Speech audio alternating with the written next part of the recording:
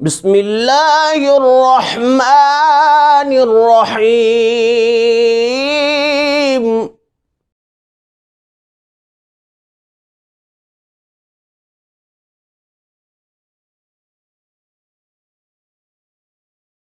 بسم اللہ والصلاة والسلام علی رسول اللہ وعلی آلہ واصحابہ اجمعین۔ محترم سامعین و ناظرین، میسج آف اسلام کی طرف سے آپ کا میزبان حاضر ہے۔ آج ہم گفتگو کریں گے دل کی سختی کے حوالے سے۔ آج وبا جو کرونا وائرس کی پھیلی ہوئی ہے، اس پر اگر ہم لوگوں کے حالات دیکھتے ہیں تو مختلف قسم کے حالات ہمیں نظر آتے ہیں۔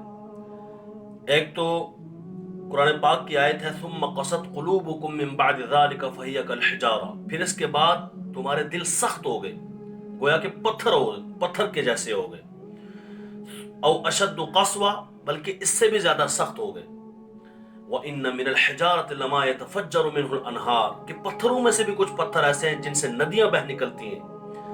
وَإِنَّ مِنْهَا لَمَا يَشَّقَّقُ فَيَخْرُجُ مِنْهُ الْمَاءُ، اور کچھ ایسے ہیں کہ جن کے جو پھٹتے ہیں تو ان سے پانی بہ نکلتا ہے۔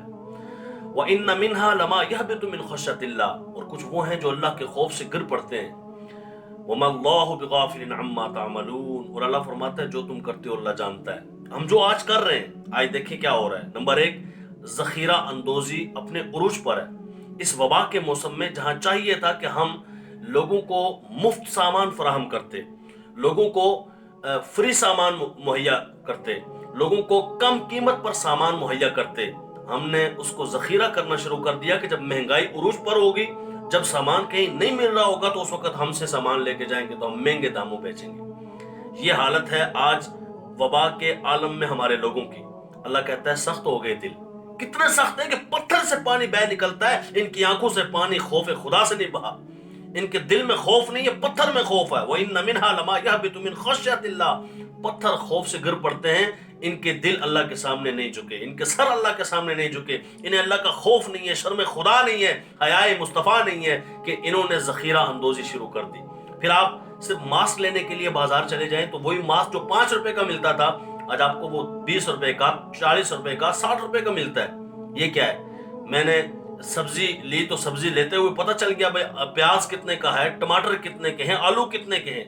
آج آپ باہر نکلیں تو پتہ چلتا ہے کہ جیسے وبا کے اس عالم میں لوگوں کی بے حسی کا یہ عالم ہے کہ لوگ پتھروں کے جیسے بلکہ ان سے بھی زیادہ اپنا سخت دل لیے بیٹھے ہیں اور اس انداز میں ذخیرہ اندوزی اور اپنے مال کمانے کے چکر میں ہیں۔ نمبر دو، ہم اگر اپنی حالت پہ غور کریں کہ ہم اپنے گھروں میں ٹی وی اور یوٹیوب پر فلمیں ڈرامے دیکھنے میں لگے ہوئے ہیں ہمارے لوگ، آپ دیکھیں یہ وقت گزارا جا رہا ہے، یہ وقت تھا اور یہ وقت ہے کہ ہم توبہ و استغفار کریں، اپنے گھروں میں، اپنے گھروں میں نماز قائم کریں، اپنے گھروں میں بچوں کو سکھائیں کہ بیٹا یہ درود شریف پڑھا کرو، اس سے بلائیں ٹلیں گی، اذان دیا کرو اور یہ بلائیں ٹلیں گی۔ ہم نے سوائے اس کے کہ ہم قرآن پڑھتے، ہم نماز پڑھتے، ہم درود پاک پڑھتے، ہم لوگوں کو صدقہ و خیرات کی تلقین کرتے، خود بھی صدقہ و خیرات کرتے کہ تاکہ بلاؤں کو ٹالا جا سکے، مصیبتوں کو ختم کیا جا سکے، کرونا وائرس سے جنگ کی جا سکے۔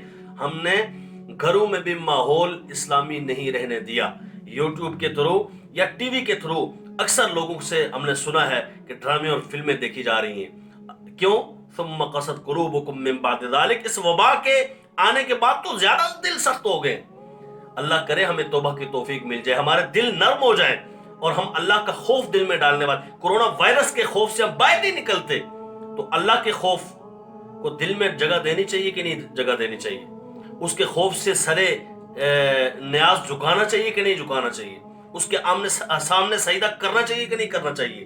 اس ماحول میں توبہ بجا لانی چاہیے کہ نہیں بجا لانی چاہیے؟ پھر اس کے بعد ہمارے سرکاری سطح پر اگر آپ دیکھیں تو فواد چودھری، انتہائی معذرت کے ساتھ میں عرض کروں گا کہ اس بندے نے کہا جی مذہبی طبقوں کی وجہ سے یہ کرونا وائرس اور بیماریاں اور مہلک امراض آتے ہیں، یعنی ٹوٹلی جو ٹارگٹ ہے وہ کیا گیا مذہبی طبقوں کو۔ تو بھائی کیا جب یہ پیدا ہوئے تھے تو ان کے کان میں اذان کس نے دی تھی؟ کوئی مذہبی طبقے سے تعلق رکھتا تھا کہ نہیں؟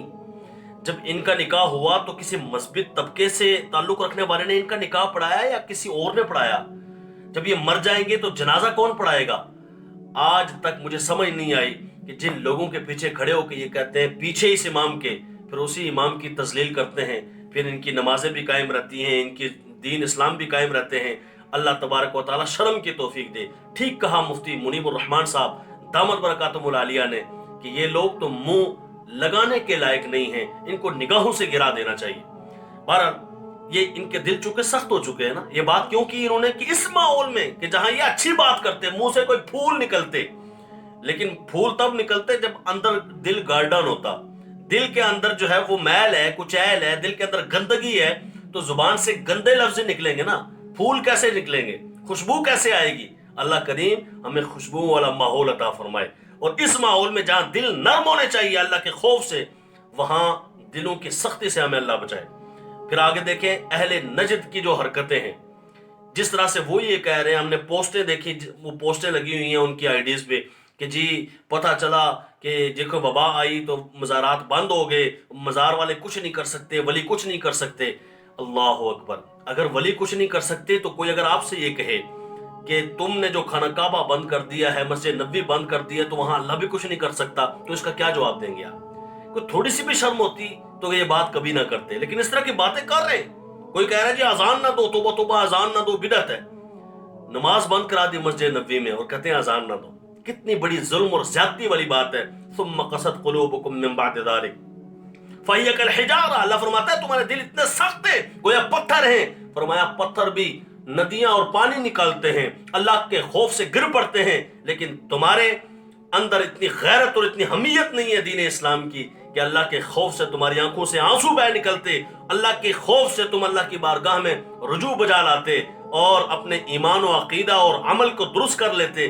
تم نے بانت بانت کی بولیاں شروع کر دیں اور اولیاء اللہ پر باتیں کرنا شروع کر دیں۔